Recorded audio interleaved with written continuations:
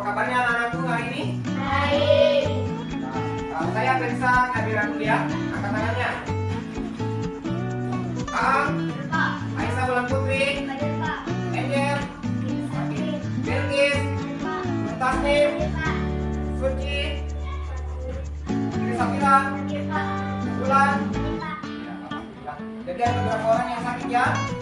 Hari ini kita akan belajar tentang peristiwa akhir dari kerasulan dan juga Nabi Muhammad. Pernah lihat orang naik haji? Siapa yang kamu pernah lihat? Apakah nenek, atau tetangga, atau saudara kita? Jadi orang naik haji itu ada kaitannya dengan akhir pembelajaran kita hari ini ya.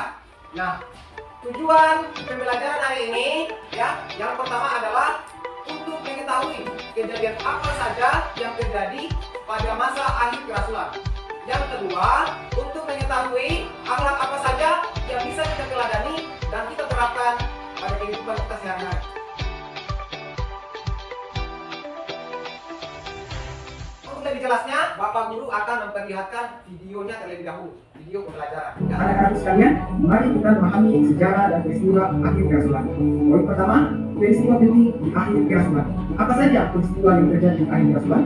Yang pertama, ada Haji Wada. Haji Wada ini terjadi pada 10 Hijriah atau bertepatan dengan 692 Masehi. Peristiwa ini merupakan haji pertama dan yang terakhir yang dilakukan oleh Rasulullah SAW, di mana beliau menyampaikan khutbah wada. Ini sangat terkenal. Khutbah wada yang berisi pesan-pesan penting seperti persatuan dan pada alasan yang sah, keadilan dan perlindungan hak-hak bangsa. Kemudian peristiwa yang kedua adalah khutbah terakhir Rasulullah SAW. Apa isi khutbahnya? Ini semakin baik ya. Wahai manusia, sesungguhnya aku telah meninggalkan sesuatu yang kalian, jika kalian berpegang teguh padanya, kalian tidak akan tersesat selama-lamanya. Apa itu? Yaitu kitabullah dan sunnah. Peristiwa lainnya atau peristiwa ketiga yang dibahas ini adalah wafatnya Rasulullah SAW. Rasulullah SAW wafat pada tanggal 12 Rabiul Awal 11 Hijriah, usianya 62 tahun. Wafatnya Rasulullah SAW merupakan ujian besar bagi kita umat Islam, karena mereka harus melanjutkan atau kita harus melanjutkan perjuangan Islam tanpa kehadiran beliau. Wafatnya Nabi Muhammad SAW, apa yang terjadi? Yang terjadi adalah pertama, persatuan umat. Kesan dua Haji Wada mengajarkan pentingnya menjaga persatuan dan pembinaan pernikahan. Nah, kesan ini bisa juga kita terapkan dalam kehidupan kita sehari-hari, terutama kita sebagai siswa dapat menerapkannya dalam lingkungan sekolah. Sebagai kesimpulan dari pemaparan materi ini adalah bahwa akhir kerasulan Nabi Muhammad SAW adalah momen penting dalam sejarah Islam yang ditandai dengan peristiwa Haji Wada, khutbah terakhir dan wafatnya Rasulullah SAW. Peristiwa ini menandai berakhirnya wahyu Allah dan dimulainya tanggung jawab umat Islam untuk melanjutkan ajaran Islam. Terima kasih atas perhatiannya. Semoga kita dapat mengambil manfaat atau hikmah dari materi yang disajikan dan dapat kita terapkan dalam kehidupan kita sehari-hari. Dan ini dengan ucapan wabillahi taufiq wal hidayah. Assalamualaikum warahmatullahi wabarakatuh. Kita lihat materinya. Ya, jadi Bapak Guru akan mulai sedikit tentang poin-poin yang ada dalam materi. Yang pertama tentang Haji Wada, haji yang dilakukan oleh Nabi haji pertama dan terakhir yang dilakukan oleh Nabi. Yang kedua tentang khutbah Haji Wada yang dilakukan oleh Nabi. Dan yang ketiga tentang wafatnya Nabi. Ya. Kemudian dalam video pembelajaran kita juga disinggung tentang materi atau pesan-pesan moral yang bisa kita teladani dan kita terapkan dalam kehidupan kita sehari-hari. Saya pahami ini?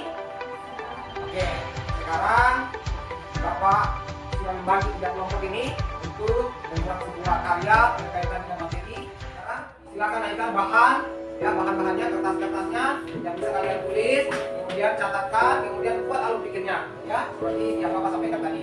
Ya, ini nanti kelompok 1, ini kelompok 2, ini kelompok 3, ya. Namun sebelum kalian buat, saya bagi dulu. Di sini nanti kelompok 1 nanti bahas tentang peristiwa apa saja yang terjadi pada saat akhir kerasulan. Nah, yang di sini Ibrahim Nabi Muhammad setelah kejadian wafatnya Nabi apa saja, ya. Nah, di kelompok 3 nanti membahas tentang contoh-contoh perilaku yang bisa kita teladani dari hikmah peristiwa akhir kerasulan. Ya, silakan dinaikkan bahan dan alat-alatnya untuk dikerjakan. Buat atau pikir, ya tanda-tandanya. Silakan. Ya, yang kalian buat nanti itu adalah peta konsep. Ya, peta konsep. Tadi saya sudah bagi pokoknya di sini tentang kejadian apa saja atau peristiwa apa saja di akhir kerasulan. Di sini tentang Ibrahim Nabi Muhammad. Jadi di sini contoh penerapan. Ya, apa-apa saja, perilaku apa saja bisa kita terapkan dalam kehidupan sehari-hari. Yang hikmah dari peristiwa akhir kerasulan tadi. Jadi nanti dibuatkan peta konsep. Ya, yang ada mana-mananya itu. Mulai dari ujungnya di atas, DPR, ya. Yang akan dikerjakan.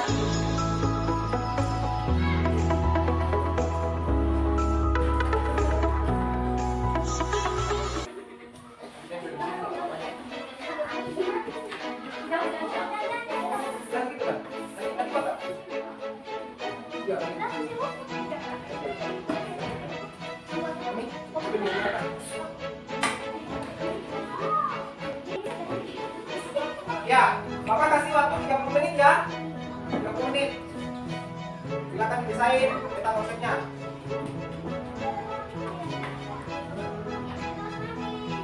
Ya, buat polanya dulu. Buat polanya baru tempel. Pola-polanya baru tempel. Ya, buat polanya dulu baru tempel ya. Ya, ya.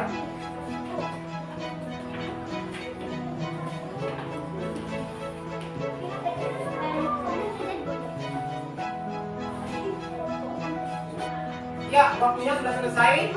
Ya, waktunya sudah selesai ya. Ya, saya lihat juga kalau sudah selesai. Ya, kelompok 1 coba angkat kelihatan sama teman-temannya.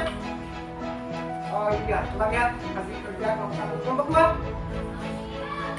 Kerja sama yang lain. Lihat.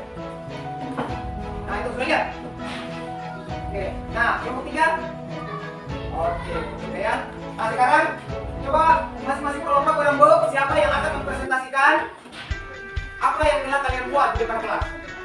Ya, kita mulai dari kelompok 1 aja ya. Ya, kelompok 1 silakan. Ya, perhatikan yang lain. Kelompok lain perhatikan.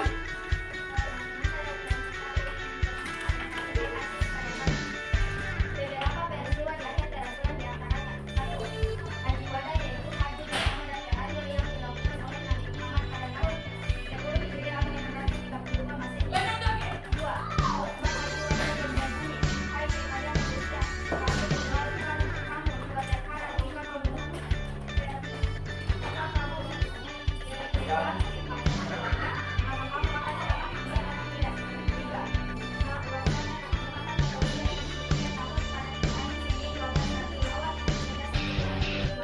Ya, dari salut dulu untuk kelompok salut 1. Harus salut presentasinya. Salut, salut, salut, salut, salut. Ya, silakan kembali. Kelompok 2 siapa? Yang mewakili untuk presentasinya silakan ke depan.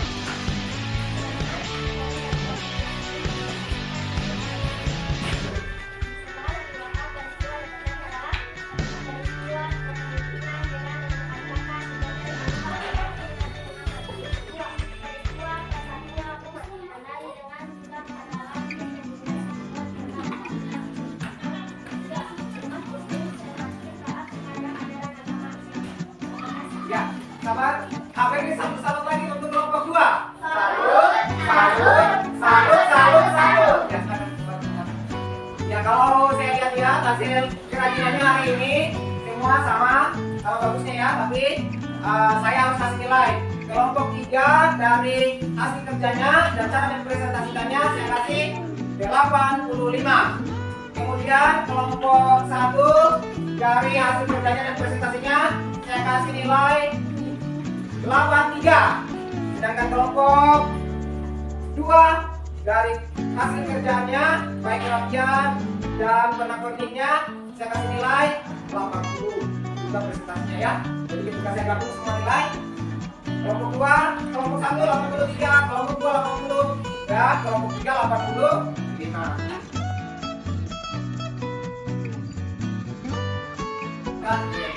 Nah, jadi sebagai kesimpulan atau kita merefleksi kembali materi kita tentang peristiwa akhir kerasulan dan Ibrahim Nabi Muhammad. Ya, yang pertama itu ada Haji Wada, ya. Kemudian ada khutbah Haji Wada. Yang ketiga ada wafatnya Nabi. Nah, selanjutnya setelah Nabi wafat, yang terjadi kemudian adalah dipilihnya sebagai pengganti Nabi. Tidak ada lagi peperangan. Kemudian umat Islam bersatu dan rajin beribadah. Nah, dari peristiwa ini kita bisa meneladani hal-hal yang bisa kita terapkan dalam kehidupan sehari-hari, ya, baik dari sifat Nabi atau peristiwa yang ada. Untuk pertemuan berikutnya, kita masih akan mempelajari tentang peristiwa hari kerasulan dan hijrah Nabi Muhammad. Jadi untuk hari ini saya rasa cukup. Mari kita berdoa bersama-sama sebelum kita pulang. Jangan sebelum kita pulang, karena kita berdoa, doa dimulai. Amin. Udah, betul.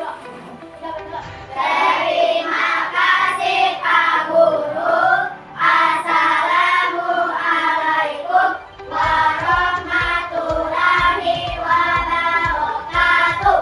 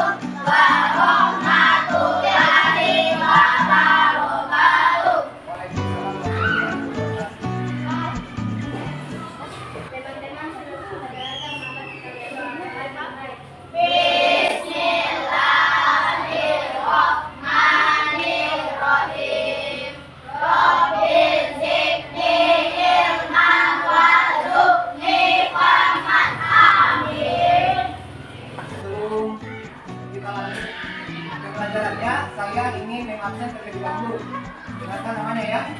Bilkis, Zawan, Hadir. Aisyah, Hadir. Suci, Hadir. Safira. Hadir. Dua orang yang tidak sempat hadir. Mudah-mudahan di pertemuan berikutnya mereka ini sudah bisa bersama-sama kita lagi untuk melaksanakan pembelajaran di kelas ini. Baik, sebelum kita mulai, mari kita tepuk semangat terlebih dahulu. Tepuk semangat.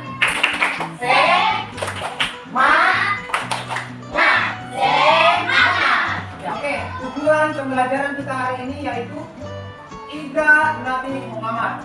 Kalau sebelumnya kita belajar tentang peristiwa apa saja yang terjadi pada akhir kerasulan, maka selanjutnya adalah Hijrah Nabi Muhammad atau kepemimpinan setelah Nabi Muhammad.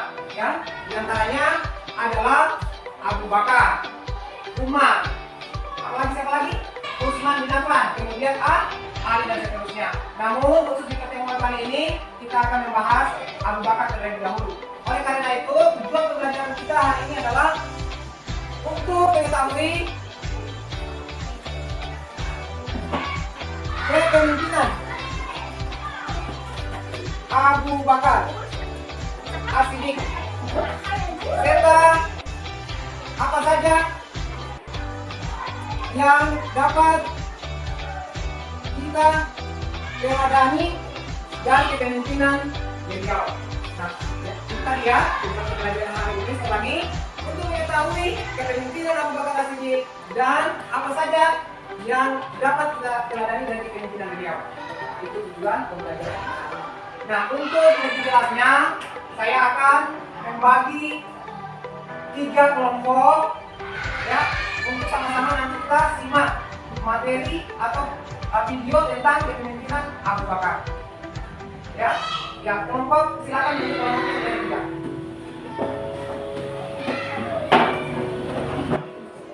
Baik, tolong perhatiannya sekarang di papan karena saya akan memutarkan video terkait materi pembelajaran kita agar kita semua paham dengan tujuan pembelajaran kita hari ini.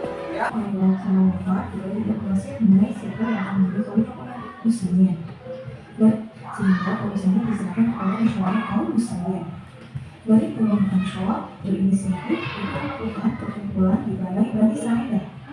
Nah, salah satu di antara mereka yang berusaha benar-benar berpendapat bahwasanya kepemimpinan umat Islam sepatutnya dipegang dari golongan Ansor. Akan tetapi disangka oleh golongan Muhajirin dan diampuni dengan mengatakan, hai kaum Ansor, kamu adalah orang yang menolong dan membela. Maka jangan pula kamu yang pertama merusaknya. Dengan begitu, terpilihlah Khalifah Abu Bakar menjadi khalifah pertama umat Islam, yang kemudian dibaiat keesokan harinya di Masjid Nabawi. Nah, sekarang tentang upaya-upaya Khalifah Abu Bakar selama memimpin. Yang pertama adalah menurunkan budaya atau hukum keluarga Islam. Anak-anak segera menemukan banyak sekali dari kaum muslimin yang melihat tugasnya bukan ada keluarga Islam dan ada yang mengaku nabi palsu. Untuk itu, Abu Bakar membentuk apa yang berikut. Yang pertama adalah membentuk 11 pasukan perang, yang mana 11 pasukan perang ini terdiri dari pasukan pertama Khalid bin Walid, pasukan kedua Ikrimah bin Abi Jahal, pasukan ketiga Syurah bin Hasanah. Ya, demikianlah tadi penjelasan video tentang materi ajar kita, yaitu tentang kepemimpinan Abu Bakar. Ya, jadi tentu saya ulangi, dalam video tadi itu menceritakan tentang bagaimana kepemimpinan Abu Bakar As-Siddiq setelah meninggalnya Rasulullah. Jadi setelah meninggalnya Rasulullah, para sahabat kemudian berkumpul dan menjadi pemimpin dan tentulah Abu Bakar. Nah, di masa Abu Bakar ini terjadi banyak pemberontakan antara kabilah. Ya. Kemudian yang kedua, di kepemimpinan Abu Bakar juga itu Islam mencapai zaman keemasannya. Jadi Abu Bakar ini untuk pertama kalinya orang untuk membayar zakat. Jadi zakat itu nanti di zaman Abu Bakar ini benar-benar digalakan sekali. Ya, bisa dipahami nih. Jadi kalau kita kembali kepada tujuan pembelajaran, hal yang bisa kita teladani dari Abu Bakar As-Siddiq adalah salah satunya adalah membayar zakat dan mengurangi pemberontakan, gitu ya. Nah, untuk lebih jelasnya, ada yang pertanyaan tentang materi ajar kita? Oke, kalau tidak ada, saya akan bagikan LKPD. Ya, saya akan berikan satu bahan ajar, kemudian 1 lembar LKPD-nya. Jadi silakan amati gambar, kemudian tuliskan kesimpulannya di lembar tugasnya. Nah, ini diskusikan, ya, diskusikan gambarnya, kemudian tulis kesimpulannya di lembar kerjanya itu, di lembar kerja. Sama-sama ya, diskusi sama-sama, kemudian tulis sama-sama. Setelah meninggalnya Nabi Muhammad SAW, para saudara berkumpul untuk memilih Abu Bakar sebagai khalifah pengganti Nabi Muhammad. Itu kesimpulan pertama yang kita dapat.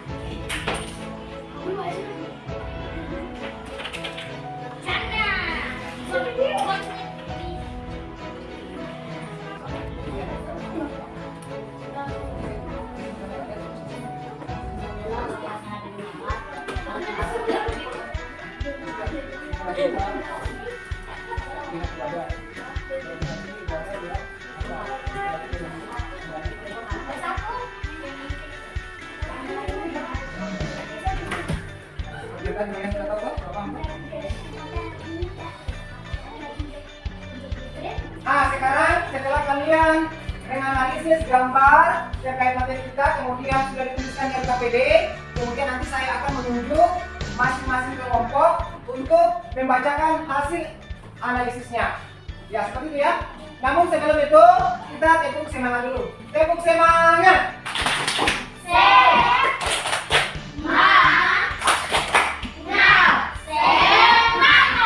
Oke, dimulai dari kelompok 1. Silakan presentasikan hasil analisisnya.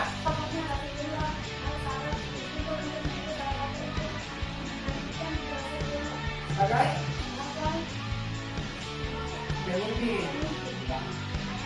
Ya, kelompok 3. Kami dari kelompok 2 ingin mempresentasikan hasil analisis kami bersama kepemimpinan Abu Bakar para umat muslim yang mampu wajib membayar zakat. Tepuk tangan. Tepuk tangan. Oke. Ya, kelompok 1, kelompok 2, dan kelompok 3 sudah mempresentasikan hasil analisisnya tentang materi kita hari ini. Ya, tepuk tangan.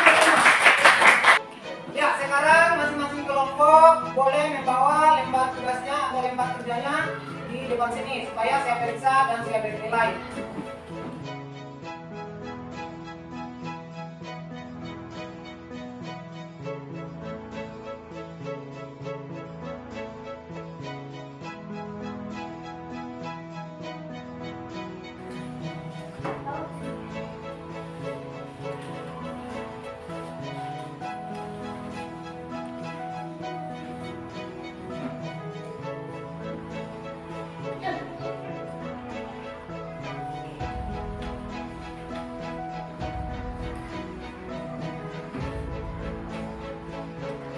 Ya, baik.